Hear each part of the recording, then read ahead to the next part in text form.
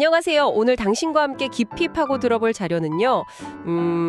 또라이 상사를 대하는 아주 독특한, 어쩌면 좀 도발적이기까지 한 관점을 제시하는 한 블로그 글입니다. 아, 네. 보통 이런 상황이면 우리 다들 이직 준비 사이트부터 켜거나 조용한 퇴사를 꿈꾸기 마련이잖아요. 맞아요. 근데 이 글은 헤겔이랑 칸트 같은 철학자까지 소환해서 이 지긋지긋한 관계를 오히려 리더십을 완성할 기회로 삼으라고 주장합니다. 그렇죠.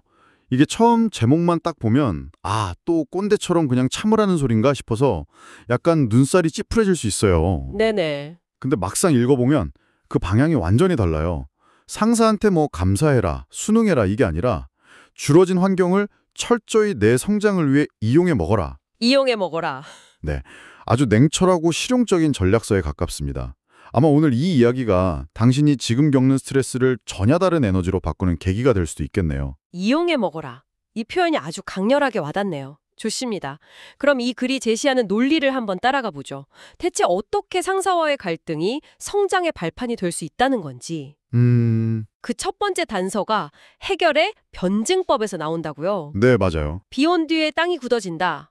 아주 익숙한 말인데 이걸 직장 생활에 대입한 게 되게 재밌었어요. 네, 그 변증법의 핵심인 정반합 구조를 빌려온 거죠. 그래서는 갈등 없이 그냥 평화롭기만 한 상태를 이게 티시스라고 봐요.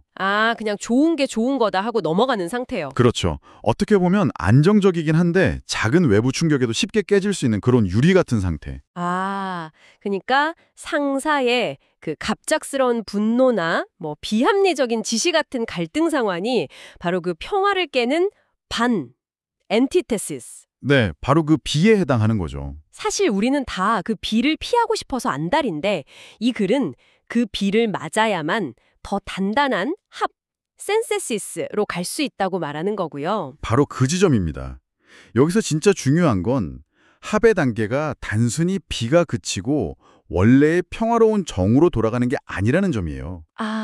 원래대로 돌아가는 게 아니다. 네, 질척이던 흙이 비를 맞고 햇볕에 마른 뒤에 이전보다 훨씬 단단한 땅이 되잖아요. 그렇죠. 그것처럼 갈등이라는 엄청난 스트레스를 겪고 해결해내는 과정을 통해서 개인이나 조직의 문제 해결 능력이 완전히 다른 차원으로 올라선다는 거죠. 뭐랄까, 내면에 맷집이 생긴다고 할까요? 일종의 관계 근육이 단련되는 거군요. 하긴 한 번도 안 싸워본 팀은 작은 오해에도 쉽게 무너지는데 큰 갈등을 몇 번 겪고 봉합해본 팀은 웬만한 위기에는 눈도 깜짝 안 하더라고요. 맞아요. 바로 그런 경험이죠. 그런 의미에서 상사와의 갈등이 나를 더 단단하게 만드는 필수적인 반이라는 해석은 일단 머리로는 이해가 갑니다. 물론 매일 비를 맞고 싶은 사람은 없겠죠. 없지만 이 변증법적 관점은 내가 지금 겪는 이 고통이 그냥 무의미한 게 아니고 다음 단계로 가기 위한 과정일 수 있다는 최소한의 의미를 주거든요. 이게 감정 소모를 줄이는 첫걸음이 되는 거고요. 헤겔의 변증법이 위기 극복 후에 성장한다는 큰 틀을 보여주네요. 근데 좀 더 개인적인 차원, 그러니까 매일 스트레스를 견뎌야 하는 제 마음가림에 직접적으로 와닿는 비유는 칸트 쪽인 것 같아요. 그 빽빽한 숲 이야기 말이죠. 칸트의 비사교적인 사교성 개념을 가져온 대목이죠. 네. 빽빽한 숲속의 나무들이 서로의 햇빛을 뺏고 방해하기 때문에 오히려 하늘을 향해 곧고 아름답게 자라난다. 이 비유가 정말 절묘해요. 맞아요. 만약에 나무들이 서로 충분한 공간을 두고 널찍하게 심어져 있었다면 굳이 위로 솟을 필요 없이 그냥 옆으로만 퍼졌을 거라는 거잖아요. 그렇죠. 그러니까 상사가 주는 스트레스, 동료와의 경쟁 같은 이런 저항값이 없었다면 저 역시 안주하고 발전 없이 그냥 옆으로만 퍼지는 사람이 됐을 거다. 이런 얘기죠. 칸트가 이 비사교적 성향을 얘기할 때 사실 국가랑 시민사회의 발전을 염두에 둔 거였어요. 원래는 그게 아니었군요. 네. 각자 자기 이익을 챙기려는 개인의 이기심과 경쟁이 역설적으로 사회 전체의 제도와 문화를 발전시킨다는 건데 이걸 직장 내 개인의 성장에 적용하니까 정말 기가 막히게 들어맞는 거죠. 상사의 압박은 나를 괴롭히지만 그 압박 때문에 나는 더 완벽한 논리를 찾고 더 꼼꼼하게 자료를 검토하고 결국 더 유능한 사람으로 성장하게 된다는 겁니다. 근데 솔직히 이 비유는 좀 위험하게 들리기도 해요. 이걸 자연의 섭리라고까지 말해버리면 부당한 직장 내 괴롭힘이나 갑질을 너의 성장을 위한 자극이라면서 정당화하는 논리로 쓰일 수도 있지 않을까요? 굉장히 중요한 질문입니다. 그 선을 어디서 그어야 할지 좀 애매하게 느껴졌어요. 그리고 이 글의 관점을 받아들일 때 반드시 경계해야 할 지점이죠. 이 글이 말하는 또라이 상사는 업무적으로 까다롭거나 성격이 괴팍한, 그러니까 다루기 힘든 상사를 의미하는 거지 인격을 모독하거나 폭언을 일삼는 학대하는 상사를 말하는 게 아니에요. 아, 그건 다른 문제다. 그럼요. 후자의 경우는 성장의 자양분이 아니라 즉시 피해야 할 독이죠. 이건 명확히 구분해야 합니다. 이 글의 조언은 어디까지나 감당 가능한 수준의 저항값을 어떻게 활용할 것인가에 대한 이야기입니다. 아하, 그 경계선을 명확히 하는 게 중요하군요. 좋습니다. 그럼 감당 가능한 수준의 갈등이라는 전제 하에 이런 철학적 관점을 받아들이면 구체적으로 어떤 변화가 생기는 걸까요? 그래서는 예측 가능성이라는 아주 강력한 무기를 얻게 된다고 하더라고요. 이 부분이 정말 흥미로웠어요. 네. 처음에는 상사의 모든 히스테리가 나에 대한 어떤 인신공격처럼 느껴지고 예측 불가능한 공포로 다가오죠. 네, 맞아요. 하지만 수많은 갈등 데이터가 쌓이면 어느 순간 그게 공포가 아니라 반복되는 패턴으로 보이기 시작한다는 겁니다. 아, 마치 비디오 게임에서 보스 몬스터의 공격 패턴 파악하는 것처럼요. 정확한 비유입니다. 아, 이 타이밍에 광역 스피를 쓰는구나. 3번 연속 공격 후에는 잠시 무방비 상태가 되는구나. 이렇게 수가 읽히면 더 이상 두렵지 않게 되는 거죠. 네. 아, 부장님이 월요일 오전 회의 직전에는 꼭 이런 식으로 트집을 잡더라. 이런 식으로요. 심리학적으로도 이게 일리가 있는 이야기입니다.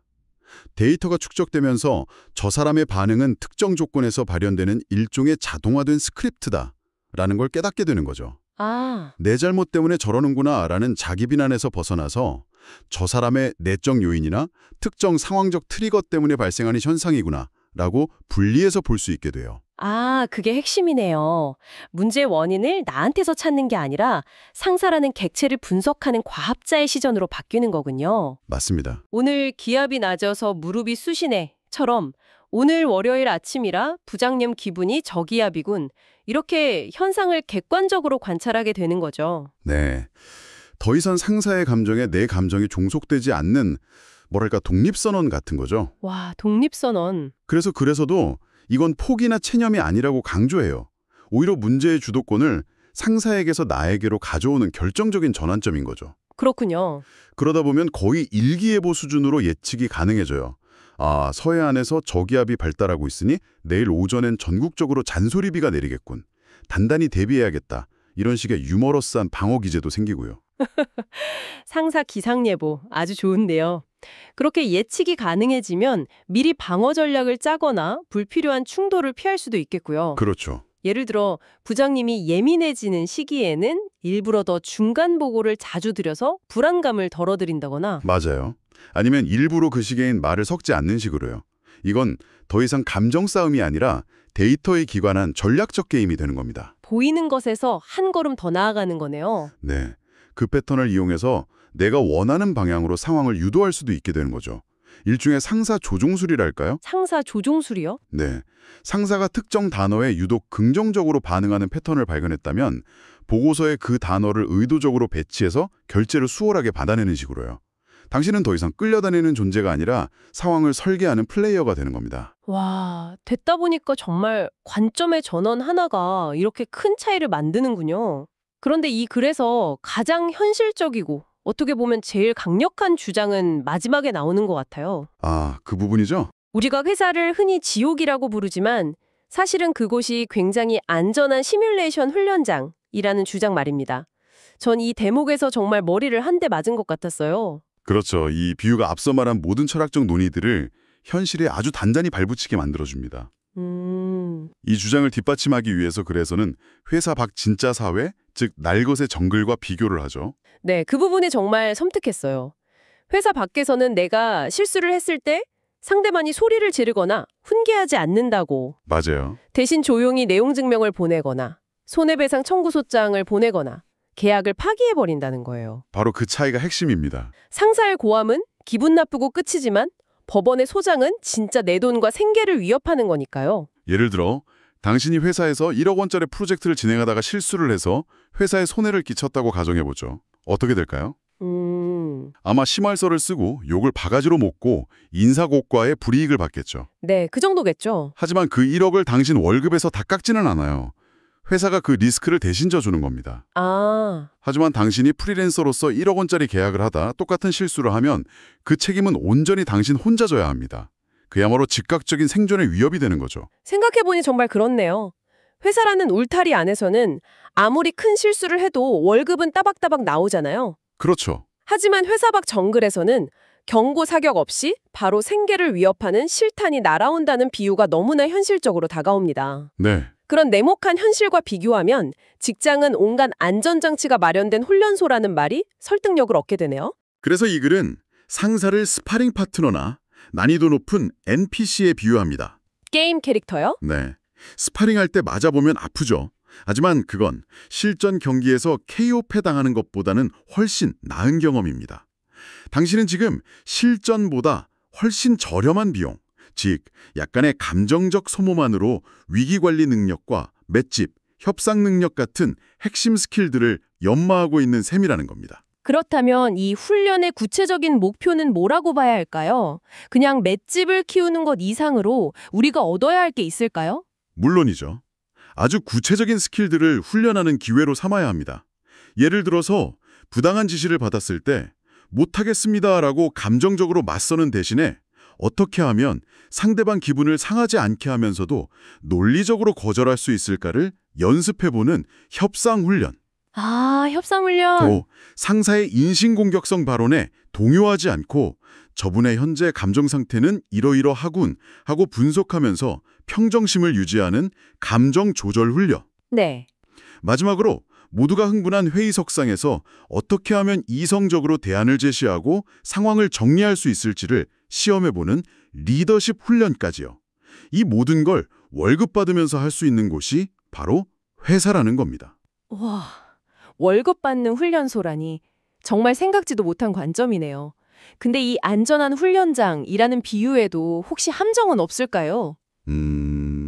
훈련에 너무 익숙해진 나머지 진짜 정글에 나갔을 때 오히려 더 적응을 못하게 될 수도 있지 않을까요? 날카로운 지적입니다. 그럴 수 있습니다.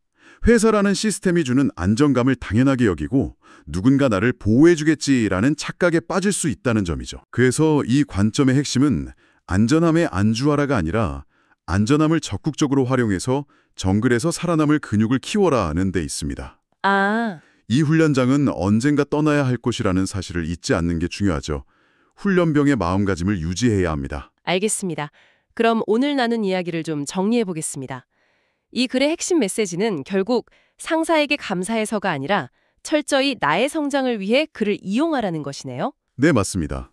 실수 한 번에 법적 책임이 오가는 회사 밖 정글과 비교하면서 현재의 안전한 울타리를 내공을 완성하는 기회로 삼으라는 아주 냉정하고 실용적인 조언이었습니다. 맞습니다.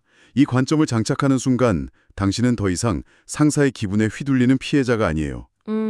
오히려 상사를 나의 성정을 위한 훈련 도구 혹은 연구 대상으로 삼아서 진화하는 진짜 리더의 길을 걷게 되는 것이죠.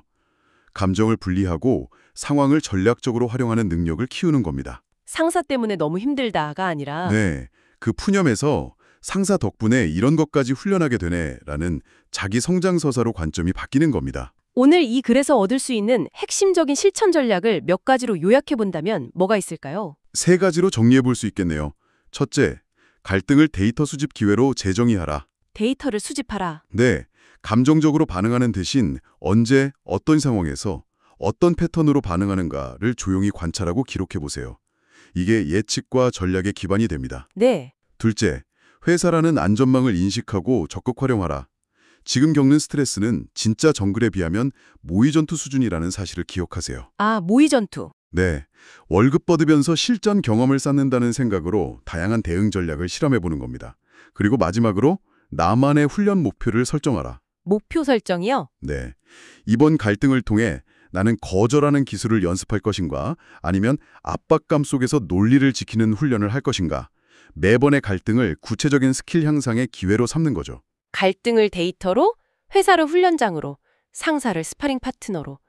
정말 세상을 다르게 보는 안경을 쓴 것 같은 기분이 드네요. 마지막으로 이 이야기를 듣고 있는 당신에게 생각해볼 질문을 하나 던져드리고 싶습니다. 이 관점을 받아들인다면 당신의 상사와의 다음 갈등 상황에서 당신의 첫 번째 반응은 어떻게 달라질까요? 습관적인 분노와 좌절일까요? 아니면 그의 행동 패턴을 분석하려는 데이터 과학자의 조용한 관찰과 기록일까요? 그 첫 반응의 변화가 아마 당신의 직장 생활 전체를 바꾸는 시작점이 될 겁니다.